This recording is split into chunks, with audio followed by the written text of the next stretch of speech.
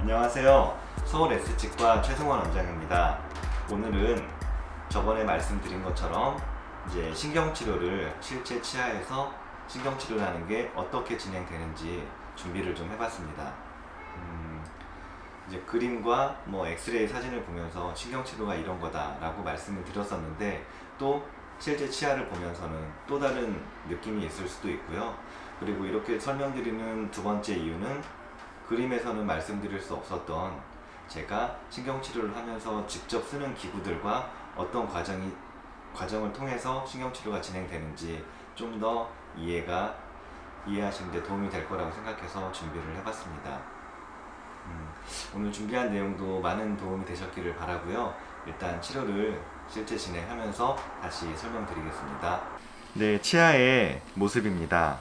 보시면 이건 이제 제가 준비한 오늘 신경치료를 진행을 할 어금니인데요. 치아가 이제 이렇게 생겼죠. 발치한 치아인데 그 윗니 어금니의 모습이고요. 제가 치아의 구조에 대해서 예전에 말씀을 드리면서 치아는 겉에 범낭질과 속에 상아질 그리고 속이 비어있는 이제 치수강이라고 해서 비어있는 구조가 있다. 그런데 충치나 치아에 금이 가거나 어떠한 이유로 치수강 내로 세균이 들어갔을 때 안에 염증이 생기고 그로 인해서 이제 뿌리 끝쪽으로 염증이 퍼지면 그때 하게 되는 치료가 신경치료다라고 말씀을 드렸었어요. 이거는 작은 어금니인데요. 반을 잘라서 한번 준비를 해봤습니다. 보시면 겉에 약간 하얀 범낭질 부분이 이렇게 있고 속은 이런 대부분의 위치를 차지하는 게 상아질, 그리고 지금 단면인지 여기 이렇게 쭉 이어지는데 이렇게 비어있는 부분이 있어서 여기가 바로 치수 조직이 들어있는 치수강이 되겠습니다. 그리고 이제 이게 뿌리까지 쭉 이어지는 것을 근관이라고 표현을 하고 있고요. 대략적인 모습은 치아에 구멍을 내서 이러한 파일이라는 기구를 이용해서, 가느다란 기구를 이용해서 뿌리 쪽의 염증을 이와 같이 긁어내는 치료다라고 이해를 하시면 되겠습니다. 그러면 실제 치아에서 신경치료가 어떻게 이루어지는지 직접 제가 시술을 진행을 하면서 설명을 드리겠습니다. 이 치아 같은 경우는 썩어 있지는 않고 깨끗한데 이제 임의로 이게 충치가 깊어서 신경치료가 필요한 치아다라고 가정을 하고 치료를 진행을 하겠습니다. 먼저 저희 치과에서 쓰는 이런 핸드피스라는 기구에 버라는 기구를 끼워서 이제 갈아내는 기구인데요. 대개 치아에 크라운 모양이 있으면 크라운 모양과 비슷하게 좀 작게 이제 치수강이 진행되어 있는데, 먼저 이와 같이 치아를 삭제를 하면서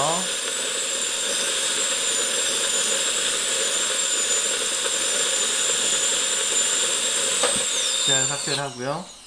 이건 이제 실제 입안에서는 충치를 제거하는 과정이 되겠죠. 여기서 이제 치수강을 찾기 위해서 구멍을 내기 시작합니다.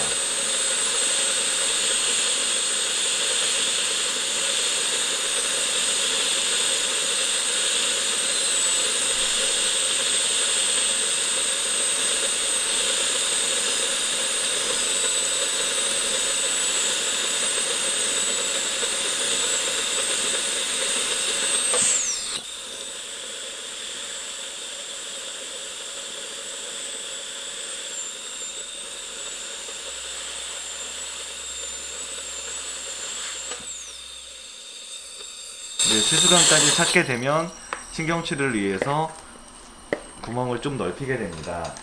다른 종류의 벌을 끼우고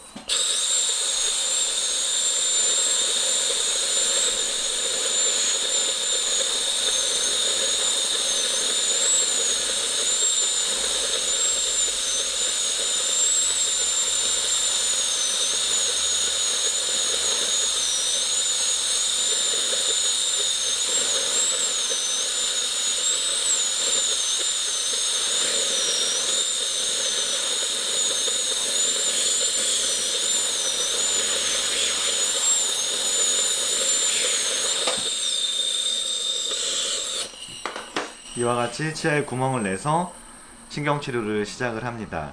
이거는 이제 처음에 치수 근관에 접근하기 위해서 구멍을 이렇게 형성한 모습이고요. 이러한 기구를 이용을 해서 근관에 들어간 입구가 제대로 잘 찾아졌는지 확인을 하고, 네, 이제 근관에 입구가 확실히 보입니다.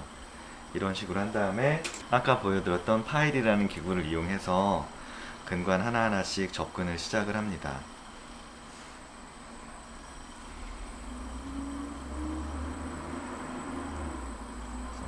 이 치아는 보면 근관이 총 3개가 있거든요. 뿌리가 3군데가 모여 있는데 각각의 뿌리마다 근관이 하나씩 있기 때문에 앞쪽으로 이렇게 2개, 뒤에 하나, 이렇게 총 3개의 근관이 입 안에 치아 내부에 존재를 하고 있습니다. 그래서 근관 치료를 하게 되면 총 3개의 근관을 치료를 해야 되는데, 보시면 뿌리가 이렇게 꺾여 있는 게 보이시죠? 그래서 근관 치료의 난이도는 뭐 여러 가지 이제 근관 치료가 어렵다, 쉽다 하는 것은 뭐 여러 가지 요인이 있겠지만, 이렇게 근관이 굽어 있다라고 하면 근관 치료의 난이도가 꽤 올라가겠죠. 쉽게 이런 기구가 이렇게 해서 꺾여 가지고 다시 꺾여서 들어가야 되는데 실질적으로 그렇게 꺾기가 쉽지가 않습니다. 그래서 이런 치아 같은 경우는 근관 치료 하기가 좀 까다로운 치아가 되겠죠. 일단 오늘은 설명드리는 게 목적이니까 이쪽 근관은 비교적 만곡이 한 번밖에 없기 때문에 이쪽을 위주로 설명을 드리겠습니다. 그래서 이렇게 넣어서 기구를 제거를 하다 보면, 자, 끝에 기구가 들어가다 보면 여기 구멍으로 뚝 나오는 거 보이시죠?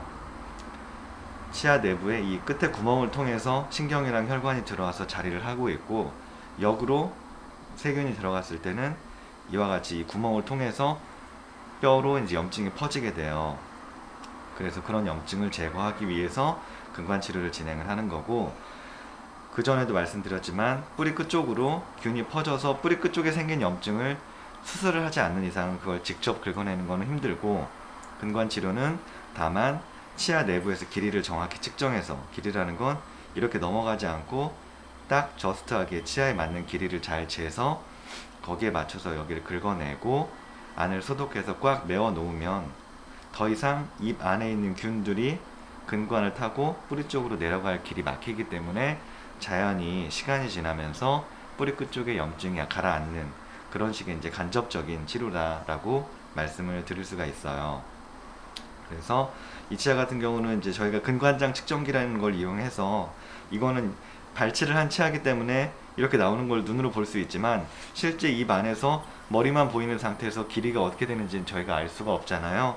그래서 이런 경우는 이제 전자 근관장 측정기라고 해서, 전자는 말 그대로 그냥 전자식이 되겠고, 근관장은 근관의 장, 그게 이제 길이를 뜻하는 장자인데, 근관의 길이를 전자기계가 측정해주는 그런 전자근관장 측정기를 이용해서 근관의 길이를 잽니다. 그래서 근관의 길이는 전자근관장 측정기로 쟀을 때는 이렇게 나오기 직전에 여기까지 길이를 측정을 하게 되는데요.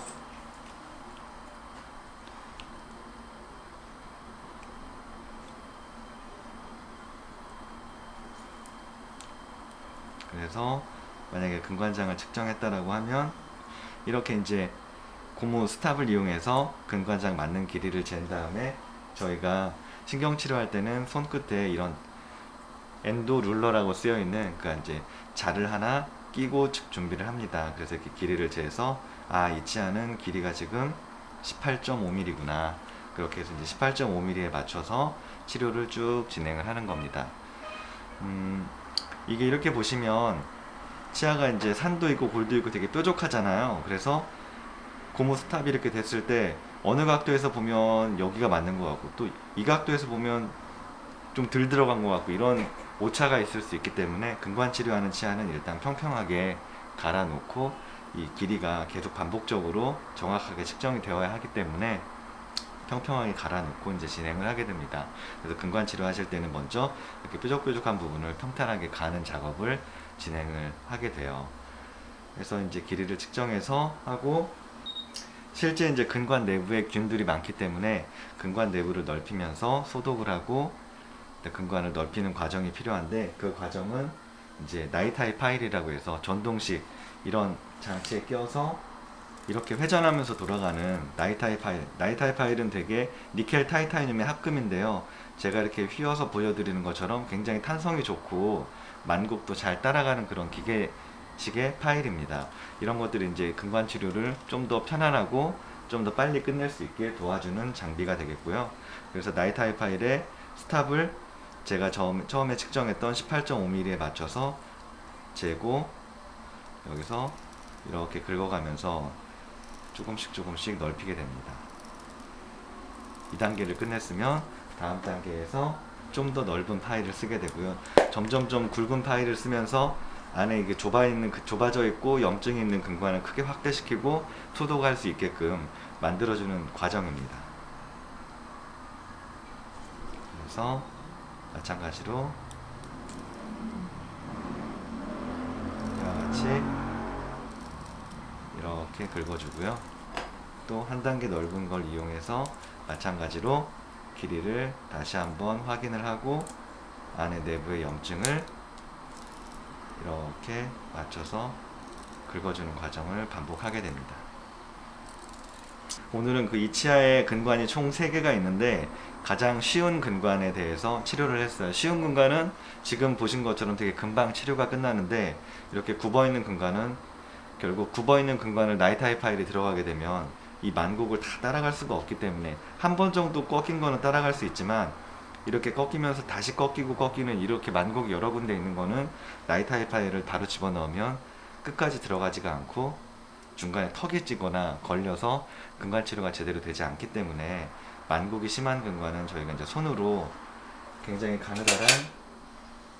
가느다란 파일을 이용해서 손으로 일단 최대한 넓혀 놓고 그 다음에 이제 나이타이 파일이 어느 정도 들어갈 수 있다 판단될 때 진행을 하게 돼요. 그래서 그 근관의 난이도에 따라서 치료의 난이도도 올라가지만 그만큼 시간도 오래 걸리고 합니다. 그래서 제가 여기서 드리고 싶은 말씀은 예전에 할 때는 되게 빨리 끝났는데 이번에 할 때는 왜 이렇게 오래 걸리죠?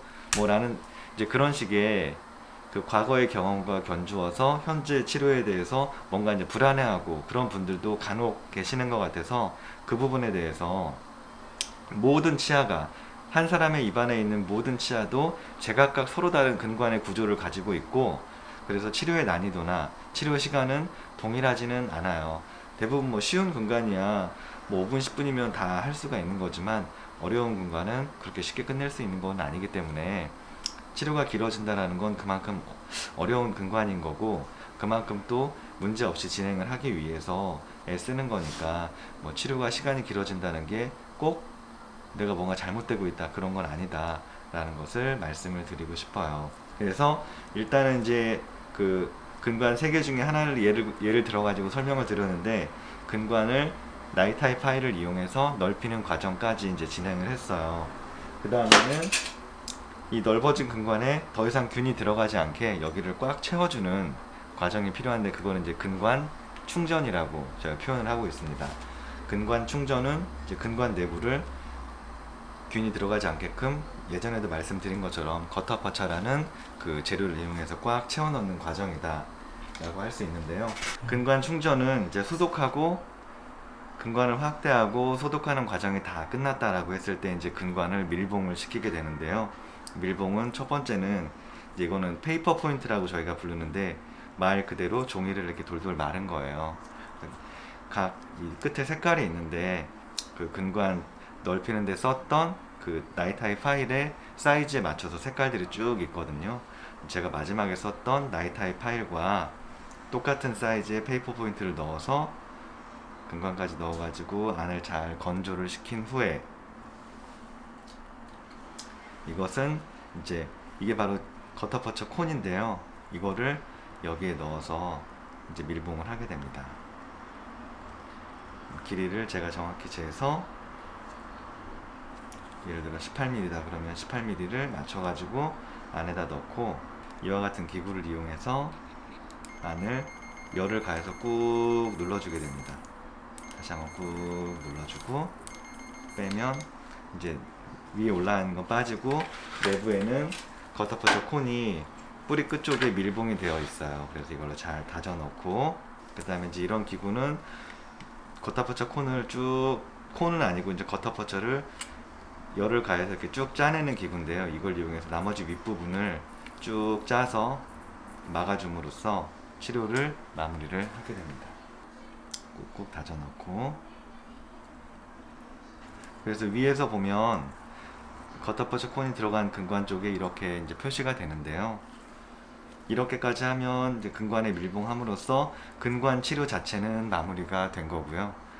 하지만 이건 이제 건전한 치아였지만 충치가 있다라고 가정을 했으면 충치 때문에 상한 부분도 있을 거고, 또 근관 치료를 위해서 이와 같이 치아에 구멍이 크게 나서 이 상태로 두게 되면 첫 번째는 구강 내 세균이 다시 이쪽을 타고 내려와서 재가병을 일으킬 수가 있고, 두 번째는 치아가 이렇게 가운데 구멍이 뚫려 있으면 주변부가 아무래도 상대적으로 약하잖아요.